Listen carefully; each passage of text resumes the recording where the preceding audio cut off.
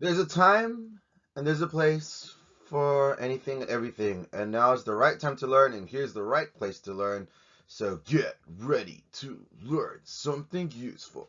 So I'm Mr. Ray the teacher. There's my social media accounts, and also don't forget to subscribe, click that like button, and also spread the word and click the bell icon for notifications. So let's get on with it. So the subject here is English, so ESL if you're learning English, and it's writing basics, grammar 101, that's our topic, and the concept is prepositions of time and place. So there's a time and a place. So on Saturday, 2 p.m. in the city, in time for the, I don't know, something.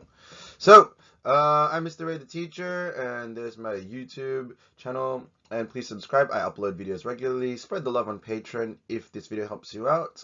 And there's my social media. So let's get on with it.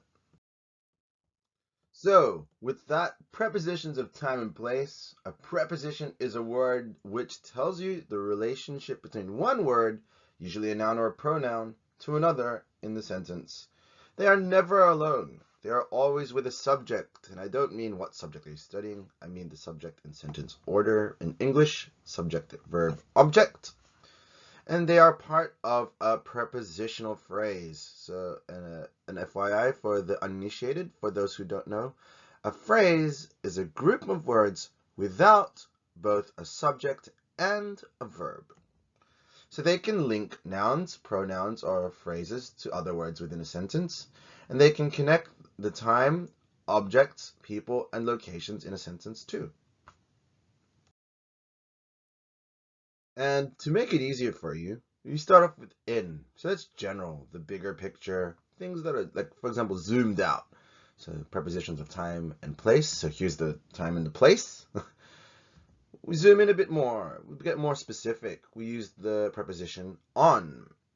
And there you go. There is a connection between zooming in and being more specific and which preposition you use. So there we go. We're zooming in there. My fantastic picture on paint, if I may say so myself. We zoom in even further and we get very specific, so that's being super close, and we use the term at, the preposition at. So see how we've zoomed in there with my picture here? So prepositions of time, we have centuries, in the 1800s, decades, in the 60s, years, in the year 2000, months, in October, weeks, in 2 weeks, seasons, in spring, periods of time, in the future, holidays, in the winter break, parts of the day, in the afternoon. Move on to one on, time, on the weekend. So days, on Thursday, dates, on October 21, specific days, on my birthday, Easter egg, that's true. Then on day plus part of the day, so on Saturday night. And on holidays with the word day in it, so on Christmas Day. And move on to at 11 a.m., like that song by the way. Parts of the day, at midday, time, at the moment. Holidays without day, so at Hanukkah. So now we move on to prepositions of place. So in Australia for countries, in Sydney for cities, in Chinatown for the neighborhood, and in a restaurant for an enclosed space. And yes, that's American English. If you want it British, just slot in the U. Now moving on to on. So on George Street. So when you're listing streets like avenues, roads, lanes, etc. On the dance floor, so for surfaces. On a train, which is modes of transport. And on TV for methods of communication. So maybe on WhatsApp, online, on Kakao, on WeChat. And then we get at it with the word at 123 Fake Street. So that's for addresses. And if you get the reference, leave a comment below where it could be from. And at home. So specific locations. And there can be some overlap if you haven't already realized. So feel free to screenshot this as a good example, and then we'll wrap things up. So what did you learn today? In summary, if that's what someone asks you, please don't waste the taxpayer dollar. If you go to public school, you have the answer. Prepositions of time and place. Same thing for those of you learning English at an English college. Also, here's the TLDR, too long, didn't read. A preposition is a word which tells you the relationship between one word, usually a noun or pronoun, to another in the sentence.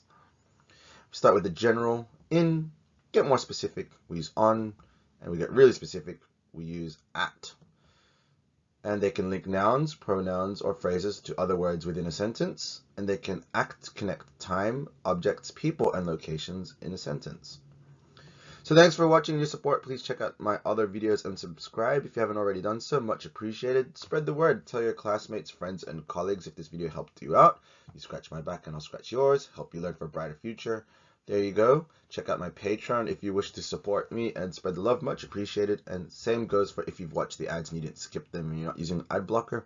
Thank you, kind helpers. And special thanks and shout out to those who inspired me to teach English and told me to learn it. So Karen Yeager, great lecturer at UNSW when I had her ages ago at uni. Tula, from the very, very beginning, especially one of these early videos. Yeah, so she motivated me. And also Miss Denier, who got me through ESL. So yeah, I was learning English too at one point. And yeah, and here I am today teaching it.